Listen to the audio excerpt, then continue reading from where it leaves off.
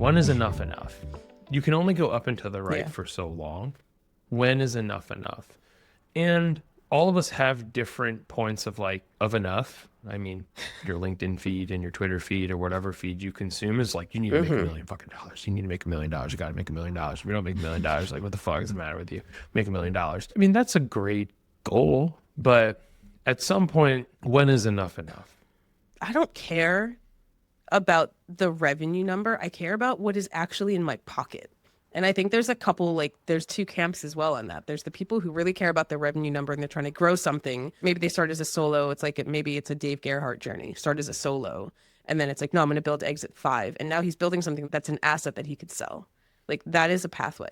I'm not Yeah. there yet. Again, that could change. Like all these like statements of I will never, I don't believe in that. Like at the moment, and I've said this before too. I go through seasons, and I think we all do. I have seasons of how I like to work, and we have seasons in our business. And right now, I'm in a solopreneur season, or I guess my co-preneur season. If eventually we want to take this bigger, that'll be something that maybe we come to that pathway later. That's not where I'm at right now. But what I care about is like usually the higher that up and to the right you go on revenue, the more you have to outsource, the more you have to get people to help you scale, and the less that you get to keep in your pocket. And I want money in my pocket, dude. Like I like money in my pocket. Yeah, money is Yeah. better than no money, especially when you have small, tiny humans that demand All of the it. majority of it. We work mostly with marketers, and we know mostly marketing solopreneurs.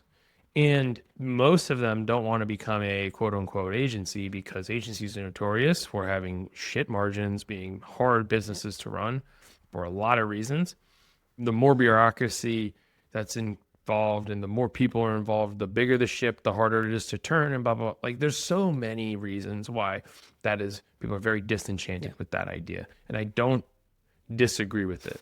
Having been on the inside of a very, I wouldn't say a massive agency, but a very big agency, and especially a big agency in one of the biggest in the HubSpot ecosystem, like Yeah. it's hard. It's hard to manage all that shit. So I get why people don't want to build a business like that. But with the invention of automation and your ability to delegate and basically manage your own operations, you can increase your operational load from the equivalent of 20K a month to 40K a month pretty easily. Yeah. I mean, you did that with Brian. I mean, we've done Yeah. this a few times now. I mean, Brian's success is one of my most, I can't take credit for it, but like it's one of the most impressive things I've ever witnessed. Give a bit of context. Brian runs a company called Diggs Marketing. And when we first met, Brian was doing $25,000 per month. Had a really, really great business. He had some extra capacity. He wanted to codify his offer and make his sales easier and start getting some inbound rolling. We did all of that, and it ended up with the between the offer work and the sales work. And then we introduced some automations and worked on delegating certain stuff, and we increased over doubled his operational load to the point where he's currently managing with 3.5 contractors, Three and a half contractors. Yeah. And a good ops system. and none of them are full time. They're all like very, very Yeah. part time, and in rock solid operations and automations. They're entrepreneurs themselves, right? That's who I want to hire if and when we hire like Yeah, the entrepreneurs. army Just of entrepreneurs is like it makes the most sense. More than doubled his operational load to the point where he can manage. He's currently managing 73,000, and we think his ceiling without any more contractors or without tapping into more of his time is probably close to 90 or so thousand per month, which is bananas. It's absolutely bananas. And he's not charging 50K a month.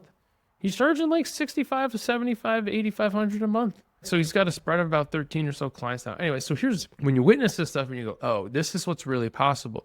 Now, Brian is an extraordinarily ambitious person. And he's like, I want to grow this thing to as big as I possibly can. There's a lot of people I know that when we hit a certain operational capacity, my work there is done. I had a client that just graduated because we got to 20K a month. And I was like, cool, what does 30K look like? And she was like, I'm so happy. I have so much peace in my life for the first time in months. And I just want to be here. And I was like, great. I'm so happy that you've achieved that goal. It's not like I don't get to decide how big your business grows. But like, I think that there's always going to be more work to do, but it's just she decided, hey, I'm at so much peace right now.